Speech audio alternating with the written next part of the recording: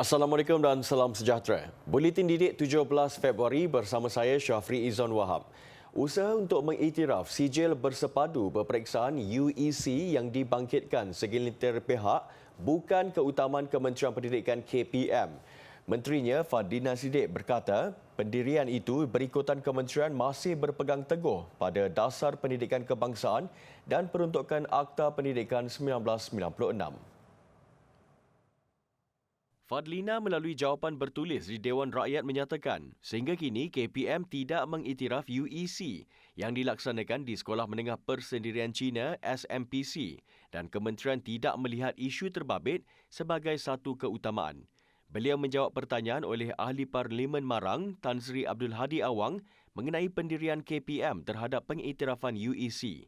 Tan Sri Abdul Hadi turut bertanya pendirian kementerian berkaitan permohonan untuk menginstitusikan peruntukan kepada SMPC. Fadlina menjelaskan KPM tidak memiliki sebarang obligasi untuk menyalur atau menginstitusikan peruntukan kepada institusi pendidikan swasta itu. Ia berikutan SMPC tidak disenaraikan sebagai institusi pendidikan dalam sistem pendidikan kebangsaan seperti mana yang diperuntukkan dalam Akta Pendidikan 1996. Sebagai pecutan terakhir sebelum menduduki sijil pelajaran Malaysia SPM, seramai 880 calon yang mengambil kertas pendidikan seni visual PSV di Perlis menyertai bengkel memperkasakan kertas 1 PSV SPM 2022. Program bertemakan All Out SPM dianjurkan Jabatan Pendidikan Negeri JPN Perlis dengan kerjasama Sektor Sumber dan Teknologi Pendidikan SSTP. Bengkel selama 4 jam itu berlangsung di Dewan Kuliah Utama Institut Latihan Perindustrian ILP Kangar. Seramai 250 calon daripada 8 buah sekolah menyertainya secara bersemuka. Manakala selebihnya mengikuti bengkel itu dari sekolah masing-masing menerusi siaran langsung yang dikendalikan SSTP. So, pendekatan ini merupakan satu pendekatan secara keseluruhan sebab di Perlis kita ada masalah tempat. So, pendekatan hybrid dilihat sebagai satu pendekatan terbaik untuk membolehkan segala maklumat, informasi yang mana perlu diketahui oleh calon-calon SPM dapat disampaikan direct secara langsung terus kepada mereka. Ketua Panitia Seni Visual Perlis, Cikgu Khairil Azmi Ahmad berkata, bengkel secara hybrid ini membolehkan pembelajaran bersemuka dan dalam talian berlangsung dengan serentak. Berdasarkan jumlah tontonan siaran langsung, pihaknya percaya bengkel itu turut diikuti calon PSV di seluruh Malaysia. Bengkel itu dikendalikan Guru Cemerlang Negeri Johor, Cikgu Muhammad Izranuddin Jelani. Dalam ceramahnya, beliau turut mendedahkan belajar dengan teknik menjawab soalan mengikut keperluan peperiksaan terkini. Awal-awal tu saya rasa macam seni ni satu benda yang susah bagi saya. Tapi bila saya belajar, dia macam satu subjek yang fun. Rasa yakin nak jawab exam nanti. Rasa boleh dapat A. Peperiksaan SPM bagi PSV Kertas 1 dijadualkan Isnin ini, manakala Kertas 2 seminggu kemudian. JPN sebelum ini telah menganjurkan program seumpamanya seperti Sejarah Bangkit dan Wake Up program yang melibatkan mata pelajaran Bahasa Melayu dan Matematik. Pengarah ILP Kangar Muhammad Yusri Muhammad Rahim berkata, pihaknya memberikan kebenaran menggunakan Dewan Kuliah secara percuma untuk penganjuran bengkel berkenaan. Di Tawau, Sabah, kaedah lain digunakan. Seramai 1,109 pelajar tingkatan 5 dari 5 buah sekolah menengah di daerah itu menerima bantuan kit alat tulis. Sumbangan ini adalah inisiatif membantu pelajar melakukan persediaan menduduki peperiksaan SPM dan Sijil Tinggi Agama Malaysia STEM bermula 20 Februari ini. 5 sekolah berkenaan ialah Sekolah Menengah Kebangsaan SMK Kuhara, SMK Tawau, SMK Vokasional, SM Saint Patrick dan SM Islamiah. Sumbangan disampaikan Ahli Dewan Undangan Negeri Kukusan Rina Jainal. Punya persediaan ni untuk menduduki SPM bertambahlah kerana dengan persiapan-persiapan yang telah disediakan, saya punya persediaan tu lebih prepare lah, saya orang cakap. Kerana saya sebelum ni mungkin sebelum ni saya punya aliran adalah sains dan masa kertas 3 saya ada masalah semasa menjawab. Dan dengan persiapan yang begini mungkin saya lebih prepare lah untuk kertas 2 ataupun kertas 3 untuk SPM ni. Dapat memudahkan pelajar dari segi barang-barangan keperluan dan juga peralatan-peralatan yang kemungkinan kami semua tiada, dan mungkin bantuan ini memberikan sedikit bantuanlah kepada kami semua.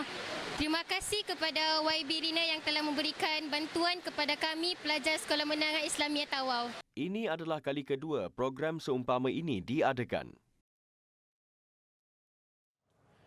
Dalam usaha memberi pendedahan mengenai bahaya gejala rasuah dalam kalangan masyarakat, khususnya golongan muda, sebuah pusat pengajian di bawah Kementerian Sumber Manusia, Excel Skill Academy, menganjurkan program khas bersama Suruhanjaya Pencegahan Rasuah Malaysia (SPRM). Program sehari itu meliputi aktiviti ceramah dengan tumpuan diberikan kepada golongan pelajar yang bakal memasuki alam pekerjaan tidak lama lagi. Ceramah disampaikan Ketua Unit Bahagian Pendidikan Masyarakat SPRM Melaka, Aiman Lingan Abdullah. Menurut Ketua Program Akademik Excel Skill Academy, Hafizi Berhan, program berkenaan bertujuan untuk menyamai budaya anti rasuah sejak daripada usia muda. Bukan itu sahaja, program yang mendapat kerjasama penuh daripada SPRM itu juga memberi kesedaran awal kepada pelajar mengenai hukuman berat yang bakal diterima sekiranya memberi atau menerima rasuah. Input yang disampaikan oleh pihak SPRM di mana input-input yang sangat berguna supaya pendedahan ini dapat dilihat kepada semua budaya dan semua organisasi yang ada supaya tahu apa itu info berkaitan dengan rasuah dan apa kesan dia kepada masyarakat, khasnya kepada negara lah. Bagi pelajar, program berkenaan memberi banyak manfaat kepada mereka sebelum melangkah ke dunia pekerjaan. Belajar yang rasuah tu yang benda yang teruk. Lepas tu ada banyak benda yang tak boleh lakukan lah kalau tak nak pergi penjara. Macam tuntutan barang ke, ataupun macam rasuah nak pergi untuk immigration. Harap budak-budak muda zaman sekarang janganlah terima rasuah ke atau apa-apa sebab benda ni boleh bagi kesan buruk kat diri kita. Kalau bukan masa gini, masa datang lah. Program ni memberi manfaat pada saya dan saya boleh tahu rasuah tu apa and boleh fahamkan orang muda boleh belajar and boleh tahulah apa tu rasuah, boleh ke tak boleh buat. So jangan ikut apa yang orang lain cakap dan jangan memberi rasuah pada orang lain.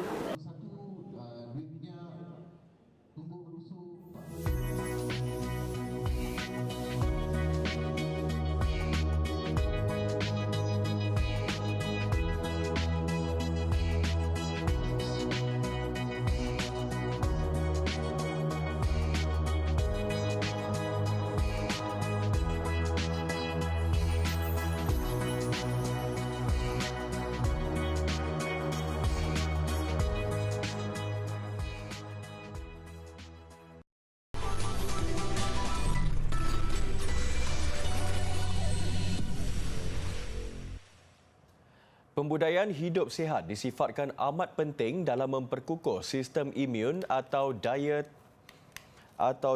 tahan dalam mencegah penyakit. Seiring dengan matlamat itu, seramai 110,000 pelajar dan guru sekolah menengah bersama-sama menjayakan program itu dalam program amalan pemakanan sihat Gardenia Roll Up Wraps, anjuran pengeluar produk roti Gardenia Bakeries KL Sdn Bhd. Menerusi tanda pagar Rolling Healthy with Roll Up Wraps, program yang mendapat sokongan Kementerian Pendidikan KPM itu melabuhkan tirainya semalam. Sekolah Menengah Kebangsaan SMK Bukit Baru, Melaka dinobatkan sebagai juara setelah melepasi persaingan sengit di antara 100 sekolah menengah di seluruh semenanjung Malaysia dalam menghasilkan resepi sihat paling kreatif menggunakan Gardenia Roll Up Wraps. Menerusi program amalan pemakanan sihat Gardenia ini, setiap kumpulan disertai 2 pelajar dengan penyeliaan seorang guru perlu mencipta hidangan berkhasiat menggunakan Gardenia Roll-Up Wraps. Peserta dikendaki merekod proses penyediaan dalam bentuk video, menarik dan dihantar bersama laporan untuk proses penilaian dan penjurian. Perasaan saya happy dapat first time masuk pertandingan kebahasaan ni.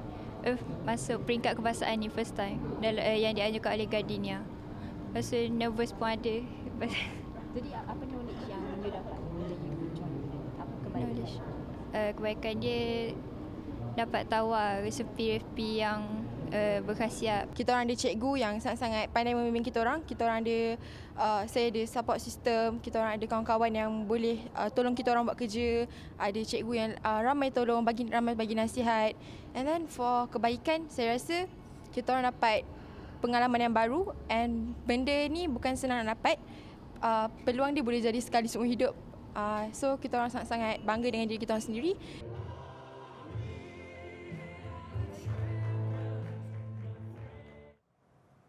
Kolej Vokasional Keningau baru-baru ini telah mengadakan kelas induk bertajuk The Power Behind Growth Mindset atau Kekuatan Pertumbuhan Minda.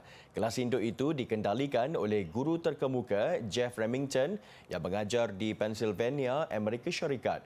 Sesi terbabit dilakukan melalui aplikasi Google Meet. Jeff Remington telah menerima pelbagai anugerah di peringkat kebangsaan dan global atas sumbangannya dalam bidang STEM dan merupakan salah seorang bekas finalis hadiah Guru Global anjuran Varkey Foundation pada tahun 2020. Menerusi kelas induk ini, peserta diberi pendedahan mengenai growth mindset yang merupakan satu konsep di mana individu terbabit diajar untuk yakin dan sentiasa dapat meningkatkan kemampuan dan perwatakan agar menjadi lebih baik dari masa ke semasa. Dia mengaitkan konsep tersebut dengan dunia persekolahan, iaitu pelajar perlu berfikiran optimistik dengan masa hadapan mereka dan perlu yakin bahawa pembelajaran mereka sentiasa relevan dan menyediakan mereka untuk dunia kerjaya. Pengarah Kolej Vokasional Keningau, Christine Stanislaw Kinsik, sangat menyokong program pengantarabangsaaan sebegini yang mampu membuka minda pelajar dan guru di kolej itu serta mereka yang hadir agar sentiasa berusaha untuk menimba ilmu dari mereka yang berpengalaman.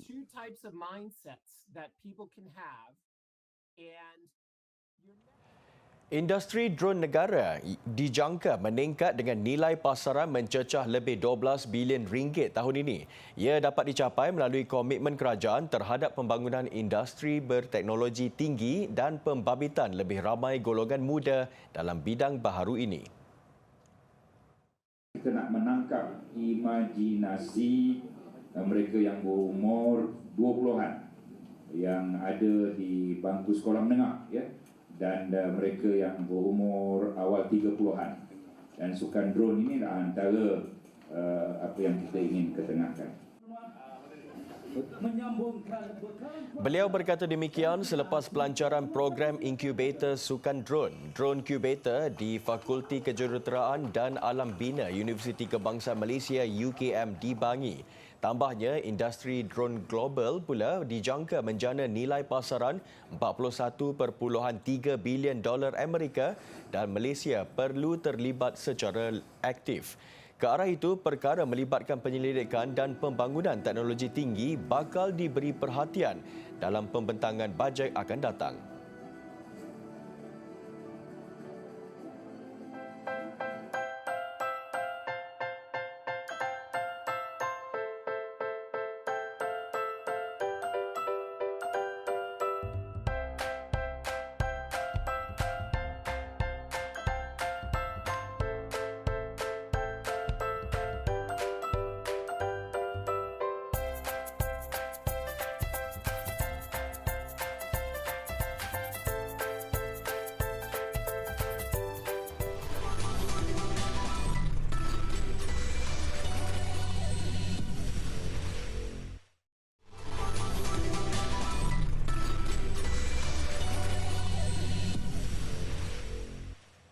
Untung kepada satu pihak, manakala satu pihak lagi terpaksa menanggung beban.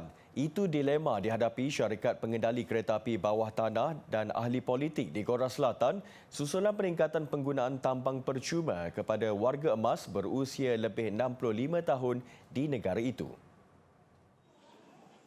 Seperti Pak Gyun San, ramai kenalan sebayanya mengambil peluang daripada pemberian tambang percuma itu untuk menjadikan tugas menghantar barang bagi syarikat penghantaran sebagai kerja sementara mereka. Walaupun hidup bukan di bawah garis kemiskinan, tugasan ini secara tidak langsung dapat membantu Park, 71 tahun, untuk hidup lebih selesa dan mempunyai lebihan wang tunai. Pada masa sama, proses itu turut membantu Park kekal cergas. Di pihak syarikat beliau bekerja, langkah itu lebih menjimatkan. Ini kerana bayaran yang perlu dikeluarkan mereka cuma untuk upah. Kos pengangkutan sudah ditanggung oleh syarikat pengendali kereta api asalkan masih dalam laluan Seoul Metro, termasuk jika jaraknya adalah 200 km jauh. Menurut Seoul Metro, sejumlah lebih 233 juta perjalanan percuma dicatatkan tahun lalu, membabitkan nilai 315 bilion won atau 1.101 bilion ringgit atau menyamai 30% hutangnya. Desakan daripada pihak berkuasa Seoul supaya kerajaan persekutuan menanggung sebahagian kos itu ditolak. Alasannya, kerajaan persekutuan sudah menyediakan prasarana yang sewajarnya dan operasi adalah di bawah tanggungjawab pihak berkuasa tempatan. 비용의 문제는 사실은 지자체가 책임을 지는 지자체 사무라는 것은 분명한 것이고요. 서울시 같은 경우에는 사실은 국가 전체의 재정보다도 굉장히 든든한 재정을 갖고 있습니다. 그래서 그런 재정 상황에서 이것을 국가에서 책임지라고 하시는 것은 조금 지나친 문제가 아닌가라고 생각하고 있고. Memberi alasan bahawa hutang mereka kini semakin besar dan polisi itu sudah bermula sejak tahun 1980-an, Majlis Bandaraya Seoul merancang menaikkan kadar tambang kereta api bawah tanah sehingga 30% bermula April ini. Tambahan pula, tinjauan pendapat menunjukkan 60% penduduk Korea Selatan menyokong supaya kerajaan menaikkan usia warga emas kepada lebih 70 tahun ke atas jika mereka masih mahu menggunakan kereta api bawah tanah secara percuma. Ini selaras dengan hakikat bahawa Korea Selatan sedang menuju ke arah negara tua dengan lebih 18% daripada 51 juta orang penduduknya ketika ini berusia 65 tahun atau lebih tua. Taman tema pertama Nintendo di luar Jepun, Super Nintendo World, kini dibuka secara rasmi di California, Amerika Syarikat. Ia adalah sebahagian tarikan terbaru di Universal Studios Hollywood yang secara tradisinya menempatkan permainan berdasarkan filem dan TV. 3, 2, 1... Majlis perasmian Super Nintendo World berlangsung meriah dengan dihadiri oleh pereka legenda permainan Nintendo, Shigeru Miyamoto. Tarikan Nintendo baharu ini sebahagian besarnya menyamai reka bentuk taman tema yang lebih besar di Osaka, termasuk permainan Mario Kart, cabaran Bowser yang menggunakan cermin materiality. Ia adalah hasil usaha sama Universal Creative dan Nintendo. Dengan industri permainan video yang kini mengatasi industri perfilman dan taman tema menggunakan teknologi yang semakin interaktif untuk menarik perhatian pengunjung, kedua-dua syarikat telah bergabung untuk memanfaatkan populariti watak permainan video tukang paip itu. Pengunjung akan disambut oleh watak utama seperti Mario, Luigi dan Princess Peach. Mereka boleh berlumba di sepanjang trek permainan yang dikelilingi oleh set sebenar tetapi boleh menembak ke arah penjahat yang dihasilkan oleh komputer. From the moment you enter, you're totally immersed in this very kinetic environment where you have animated figures going back and forth. You have the Goombas and the Koopas and piranha plants all around you. You can explore and adventure everywhere. There's no rules. So you can go around and you can have your power-up band, you can tap the PowerPoint, you can play the games and score points, get your stamps, and actually then ride on Mario Kart, the ride. And I've ridden about 200 times. The repeatability is really what's amazing because I learn something new every time. Sementara itu, Universal Pictures, studio filem Hollywood yang berkongsi dengan taman tema itu, bakal mengeluarkan filem The Super Mario Bros. Movie April depan. Ia menampilkan Chris Pratt sebagai suara Mario, Pelakon suara lain yang turut terlibat termasuk Anya Taylor-Joy sebagai Princess Peach, Jack Black sebagai Bowser dan Seth Rogen sebagai Donkey Kong. Hari ini kita akan belajar tentang pitch, iaitu adalah salah satu elemen di dalam komponen asas nyanyian. Apa itu pitch? Pitch adalah tinggi atau rendah satu not di dalam muzik, dan kita akan mewakili pitch ini di dalam muzik seperti C, D, E, F, G, A, B, C. Dan kita akan menggunakan pitch ini di dalam nyanyian dengan teknik solfege, di mana kita akan menggunakan teknik solfege ini dalam pemanasan suara. Seperti ini. This is your first note. Do. Ready? 1, 2, 3, go.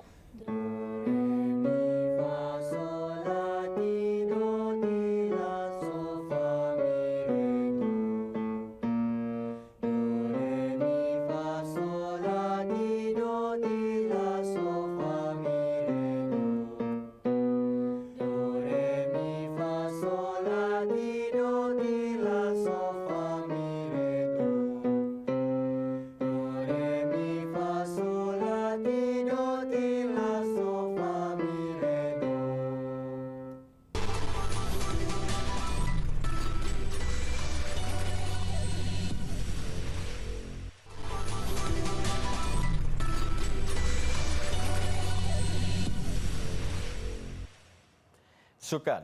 Pengurus Manchester United, Erik ten Hag mendakwa pasukannya patut menang ketika menentang Barcelona pada perlawanan pertama peringkat 32 pasukan terakhir.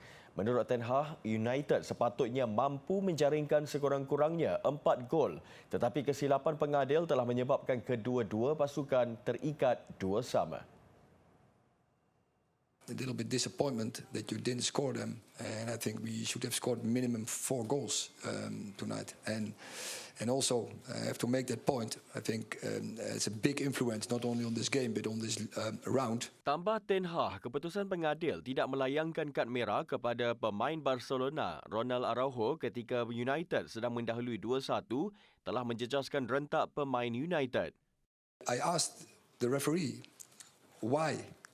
So he said it was outside the box and was no foul.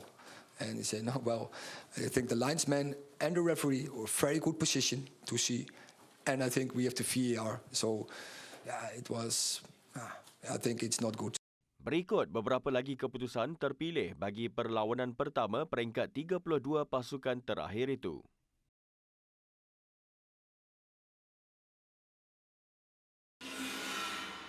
Beralih ke peringkat suku akhir tenis terbuka Qatar, pemain nombor 7 dunia berasal dari Greece, Maria Sakkari menentang pemain nombor 5 dunia, Caroline Garcia dari Perancis.